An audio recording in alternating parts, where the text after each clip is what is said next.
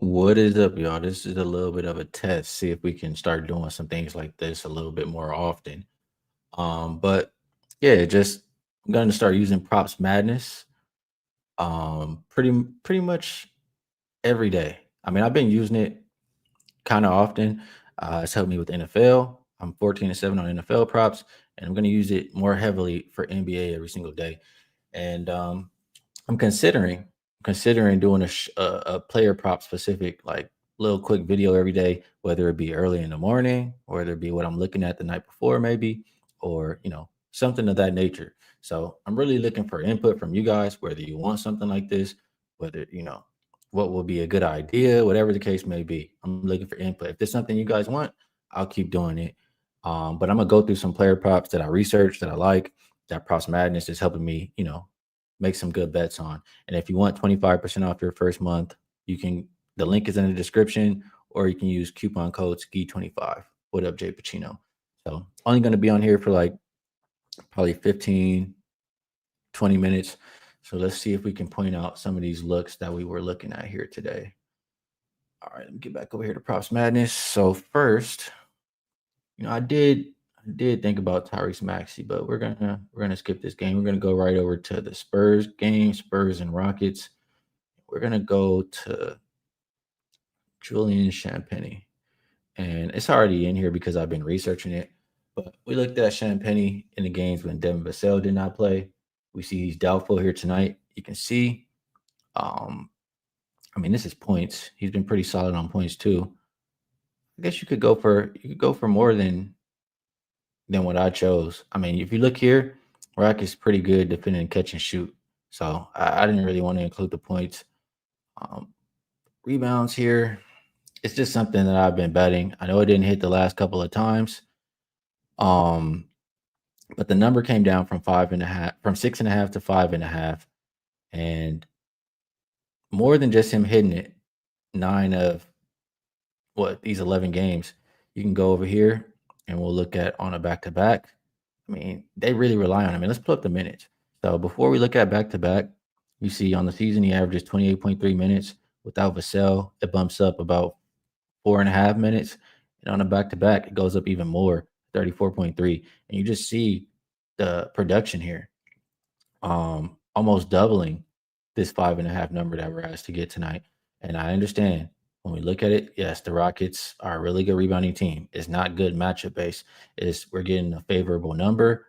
We're gonna get more minutes in the situation, and with the injury report. So that is what I'm looking at for Champagny in this game. If you like, let me know. If you want me to do this more often, let me know. If you want me to change something, you know, that's why I'm doing this really quick, just to get some input really quick and to share some info. Um, Appreciate you guys.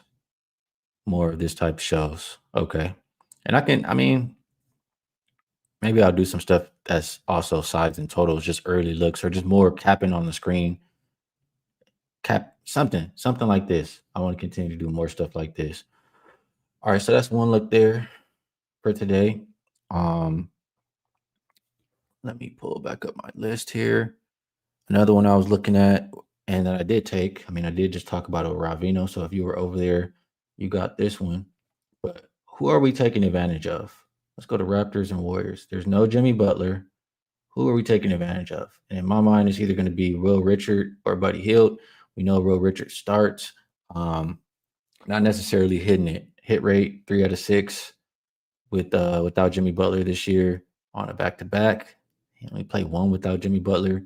He didn't even score. Played 18 minutes just doing cardio. Only shot 3 shots. Don't like that. Um, I do like for him though that,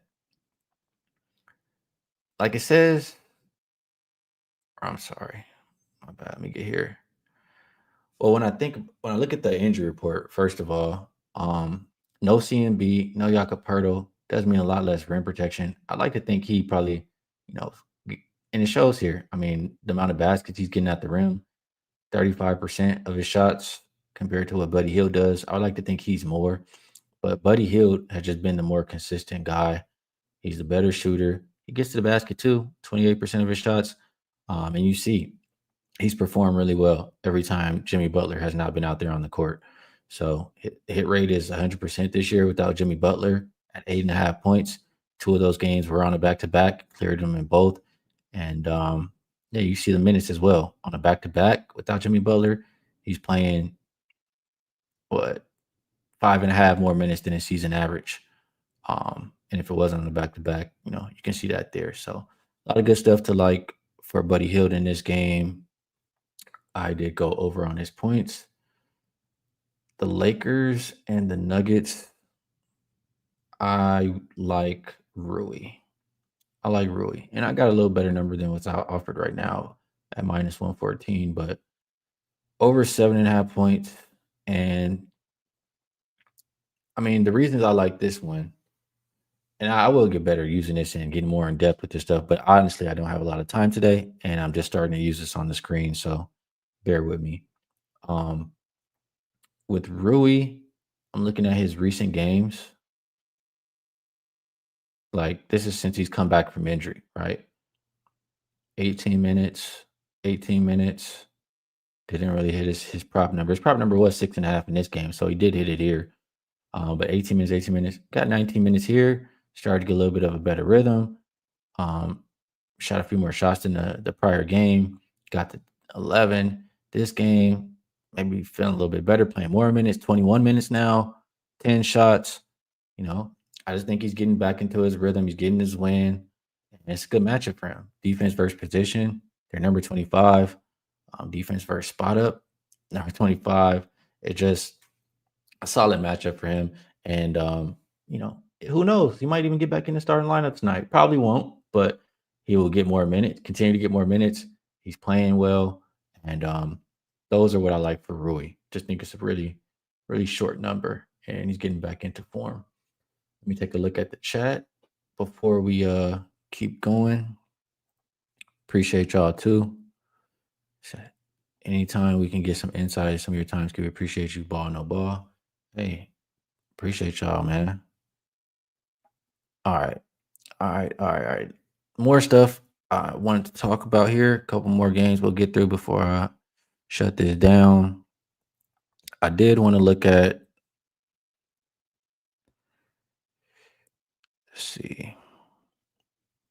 I mean, I'm still waiting on that Jazz game. We haven't got any injury report news, right? But we can talk it out a little bit here. So yeah, we're still waiting to see if Markin is gonna play or not. But let me get back over here. So not the game, not this game. Where do we have Utah? Utah and Wolves.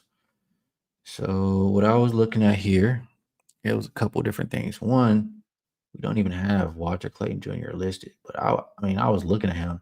Maybe we'll get a number later in the day. Maybe it depends on who's ruled in and ruled out. But once we start getting numbers for him, and especially when Markin is not playing or on back to backs. First of all, let's look at him on back to backs. Let's see. You see what he's getting. Let's pull up his minutes too.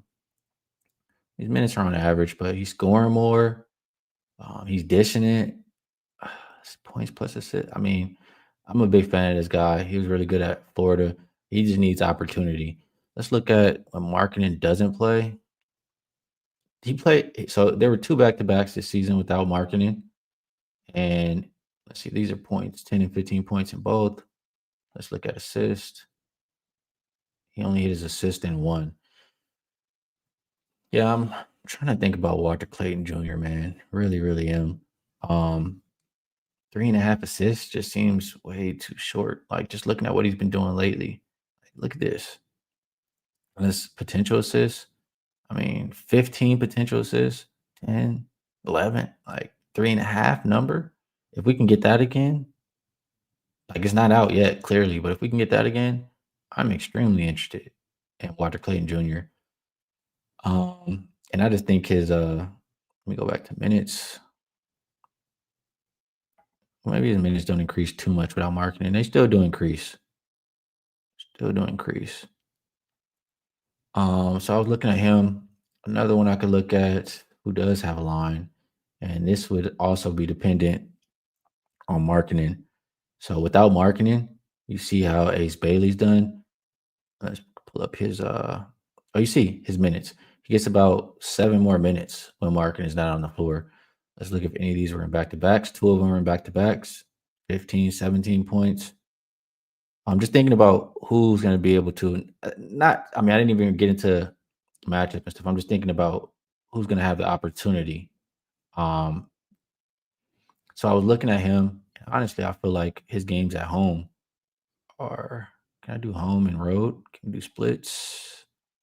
At home, yeah. I mean, he's killing it. He plays really well at home. He plays good without marketing. Gets more opportunity. So he could be a guy if marketing is ruled out that I could look towards over on his points. Looking at the chart here, and my bad. Looking at the chart, he shoots most of his shots above the break and in the paint. They are solid above the break three defense. It looks like here. Yeah, this is just a thought. So I'm throwing some things out there. There's a guy I'm still considering, but I didn't get to the window with. Um, Let me just glance. I think there's a couple more I want. Oh, there's one more for sure. Yeah, one more for sure. Two more that I'm thinking about. One more I may get to the window with. And I mean, the number is what scares me the most. So we're gonna look at Brooke Lopez, rebounds. And let's look at, I mean, he has had some good rebounding games lately, right? For whatever reason, I mean, we do want to look at the games with Zubac. We already have that pulled up, right? He's only had 3+ rebounds. Is this the entire season? No, it's not the entire season. There we go. Now we got the entire season there. 12 out of 29 games. He's had that. And majority of them were to start the season. Maybe when he had a little fresher legs for an older guy. Let's take a look at the games without Kawhi. So we know a lot of his stats this season. Like he was playing more minutes when Zubac was off the court. Without Zubac, his minutes you can see up by almost 10. But with Zubac, back to that normal minutes range. Without Kawhi, for whatever reason, he plays less minutes and he's not getting these boards. Like it's not really making sense to me. I'm trying to make sense of it. Is what I'm saying here. And again, he's an older guy on a back to back. You know, plays a little bit less minutes, which you like to think he hasn't hit it on the back to back. I don't think Brooke Lopez even tries to really get these rebounds from really watching the games. But still, maybe just because the number is so low, I've been hesitant. It's also juiced to the over, so some people think he's going to hit this tonight, but he hasn't been getting those 3 rebounds. And we can look at opponent rankings. Like, yeah, they're not the best rebounding team, right? The Bulls. So let's look at versus this same without Kawhi with Zubac versus the bottom 10 rebounding teams as far as rebounds allowed. Let me get over there. Can I do that? So there we go. And let's see if we take that out. So it's, I mean, I don't know. This is kind of wrecking my brain here. Not sure what I'm going to do with this one. This is why I stayed off, but I'm just throwing it out there that, as far as hit rate, and for some reason, without Kawhi on the court, Brooke Lopez not as effective on the boards or whatever. So those are different ways I was looking. Really, I just wanted to, try this out, see if you guys think it's helpful, see if you guys want me to do more stuff like this. Did give you guys a few plays that I actually took.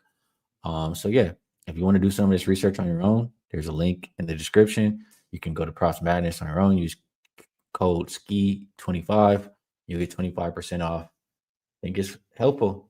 So yeah, leave a comment on the show. Hit the like button. Let me know if you want more of this, if you want something changed, etc., etc. I'll get with y'all later, man.